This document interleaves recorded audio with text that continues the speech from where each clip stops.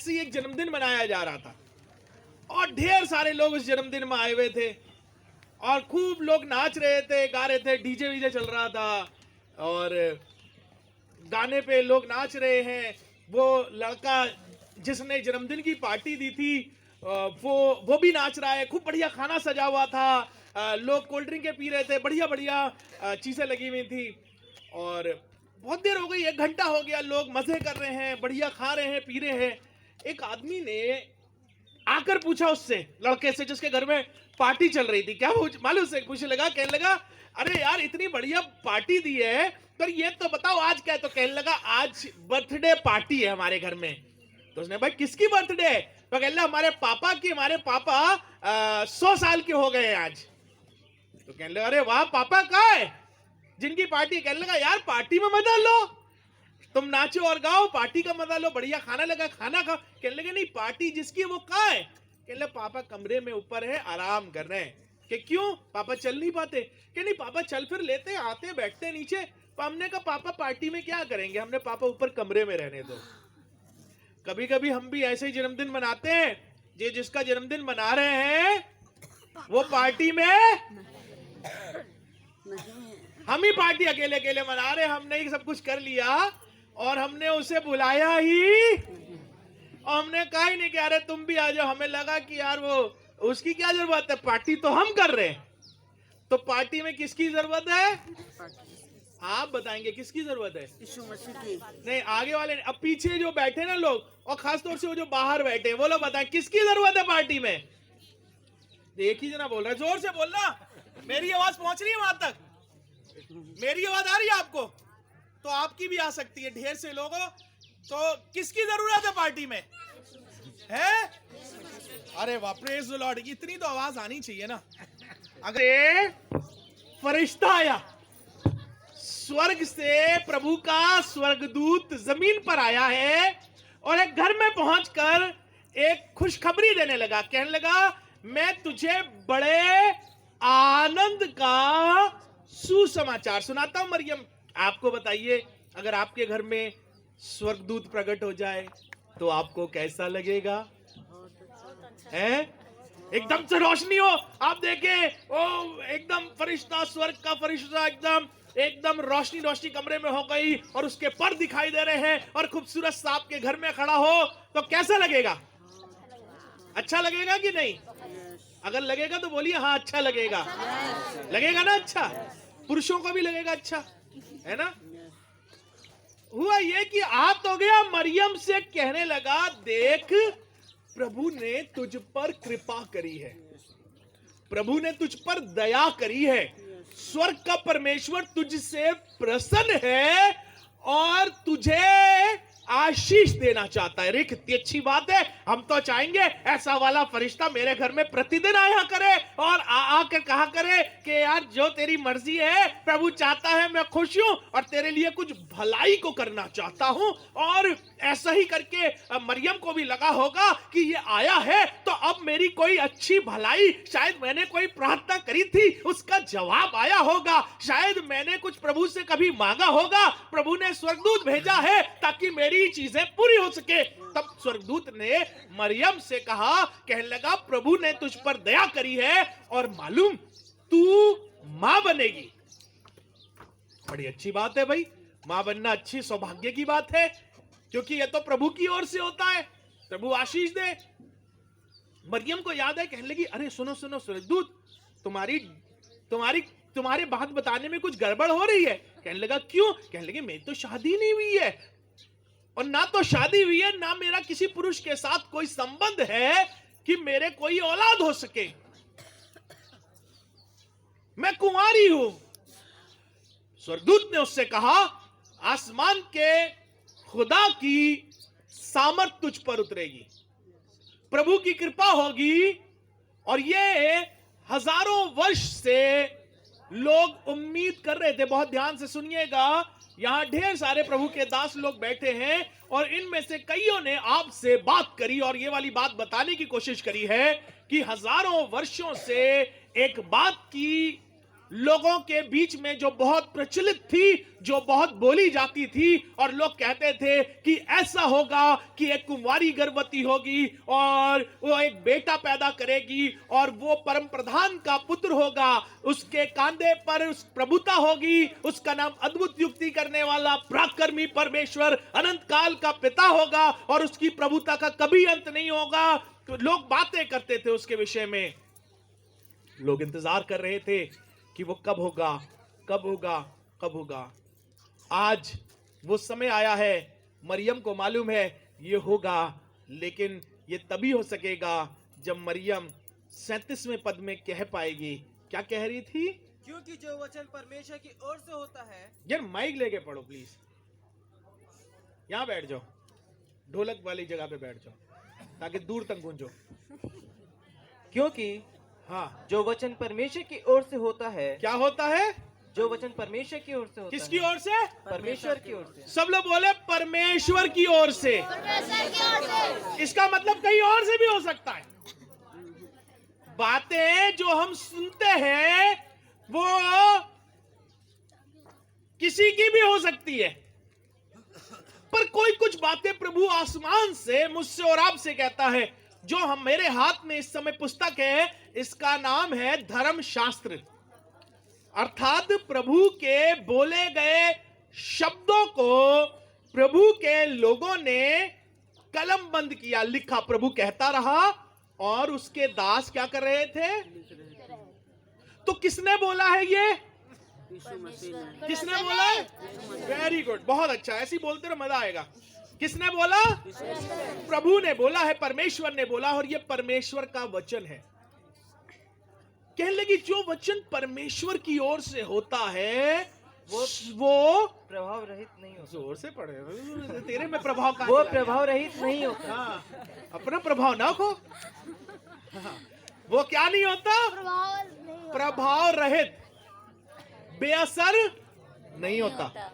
कोई बात जो प्रभु कह रहा है वो क्या नहीं होती? प्रभावहीन नहीं होती, प्रभाव रहित नहीं होती। अर्थात उसका प्रभाव होता है। जब हम सुनते हैं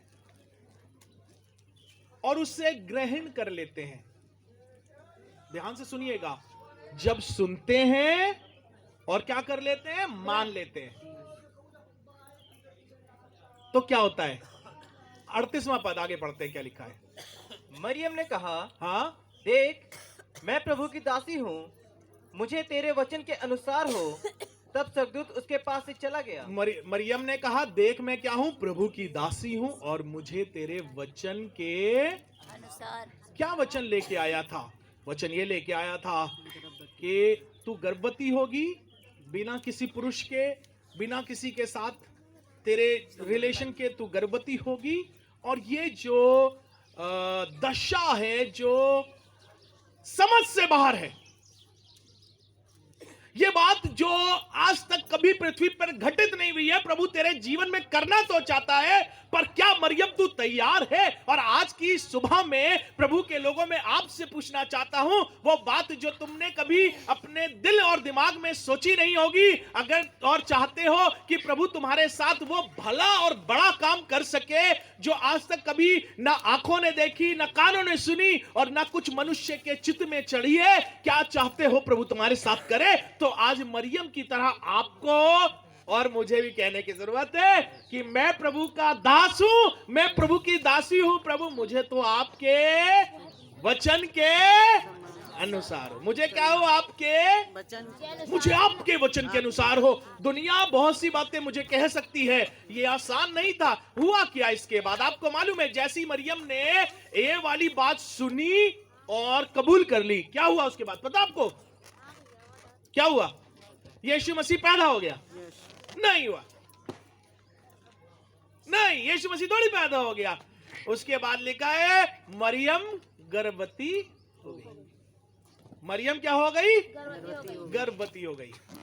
जैसे डॉक्टर बता देता है, जैसे दाई बता देती है कि तू मां बनने वाली हो, और एक घर में खुशी की लहर दौड़ जाती है, घर में बच्चे के आने की तैयारी के लिए कपड़े तैयार किए जाने लगते हैं, उसकी चीजों की तैयारी शुरू करी जाने लगती है, उसकी जो गर्भवती हुई है उसके लिए बहुत सी तैयारियां शुरू हो जाती हैं। पहले वो बड़ी उछल उछल कर दौड़ दौड़ कर सीढ़ियां चढ़ जाया करती थी, अब उससे कहते नहीं थोड़ा ध्यान से, है ना, थोड़ा ढेर सारा एकदम से पूरी बाल्टी भर के कपड़े उठाकर छत पे ले जाकर पहले धोती थी, नहीं नहीं तुम ज्यादा वजन। मालूम क्या है, जब मैं प्रभु की बात को, प्रभु के वचन को, जब चर्च आते हैं, अब मेरी बात ध्यान सुनिएगा, अब मैं इसे आसान कर रहा हूं आपके लिए। जब मैं और आप प्रभु के मंदिर में आते हैं और उसकी बातों को सुनते हैं, और सुनने के बाद मुझे लगता है प्रभु काश ऐसा मेरे साथ भी हो, काश ऐसा मेरे साथ भी हो। तो मालूम क्या कहना चाहिए, प्रभु जो बात सिखाई जा रही है वैसा ही मैं करूंगा। आज तेरे वचन को अपने अंदर ग्रहण कर रहा हूं, और जैसी मैं ग्रहण करता हूं वैसे ही मैं प्रेग्नेंट हो जाता हूं, गर्भ का धारण हो जाता है। अभी बच्चा पैदा नहीं हुआ है लेकिन वो कहीं मेरी कोख में है। वैसे ही वो बात जो मैंने प्रभु से मांगी है वो पूरी तो नहीं हुई है, पर अभी मेरे अंदर है और एक दिन जरूर से पूरी होगी ना। डॉक्टर ने कह दिया है, पर क्या करना पड़ता है, उसको भी बड़ा ध्यान रखना पड़ता है अपने खाने पीने का, अपने उठने बैठने का। वो कहाँ उठ बैठ रहा हूं मैं, अब मैंने प्रभु आपके साथ चलने का फैसला तो कर लिया है, मैंने आपका वचन ग्रहण तो कर लिया है, और मैं चाहता भी ऐसा ही हूं कि मेरे साथ तेरे वचन के अनुसार हो। लेकिन अब मेरे लिए ये जरूरी है कि मैं अपना ध्यान रखूं, अब मैं क्या खा पी रहा हूं, अब मैं क्या किसके साथ बैठ रहा हूं, मैं कैसे चल रहा हूं, क्या मेरी संगति गलत तो नहीं हो गई है, क्या मेरा खाना पीना गलत तो नहीं हो गया है। और अगर ऐसा हो जाएगा तो मालूम क्या हो जाता है, कभी कभी गर्भ भी गिर जाता है, गर्भ गिर जाता है। प्रभु आपने कहा था, उस दिन प्रभु आपके दास ने हाथ रखकर प्रार्थना करी थी, फिर क्या है मेरे साथ हुआ नहीं, अरे हुआ तो था लेकिन तेरा गर्भ गिर गया, क्योंकि तूने प्रभु की बात को सुना, माना, ग्रहण किया, पर उसका ध्यान तुम गड़बड़ कर गए, फिर गड़बड़ कर गए, फिर उन्हीं लोगों के साथ बैठ गए, फिर उन्हीं लोगों की तरह बातें करने लगे। आपसे बताना चाहता हूं, जब जमीन पर कुछ नहीं था, जमीन पर सिर्फ पानी भरा हुआ था और अंधियारा था और उसके ऊपर परमेश्वर का आत्मा मंडराता था, तब प्रभु का वचन कहता है, प्रभु ने कहा उजियाला हो जाए, और उजियाला हो गया ना। परमेश्वर ने कहा आसमान में ज्योतियां बन जाएं, सूरज चांद सितारे सब बनने लग गए। कैसे बन रहे थे, क्योंकि प्रभु कह रहा था और वो हो रहा था। आज भी प्रभु कह रहा है और होने के लिए चाहता है कि तुम्हारे और मेरे जीवन में वैसा ही हो जाए, लेकिन ये होगा तब जब मैं उसे ग्रहण करने के लिए तैयार होगा। आओ सीखते हैं कैसे ग्रहण किया जाता है। एक दिन की बात है, यीशु मसीह गलील और सामरिया के बीच में से होकर जा रहा था। मेरे साथ अगर निकाल कर पढ़ेंगे लूका उसके 17वें अध्याय को, तो बाइबल कहती है प्रभु यीशु मसीह